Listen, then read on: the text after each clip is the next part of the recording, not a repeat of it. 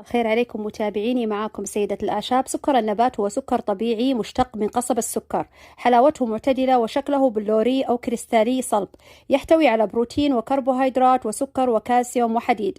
إذا وضعت ملعقة من السكر النبات مع الفلفل الأسود على الحليب يخفف الكحة والتهاب الحلق، يمنح طاقة ونشاط ويزيد الهيموغلوبين في الدم.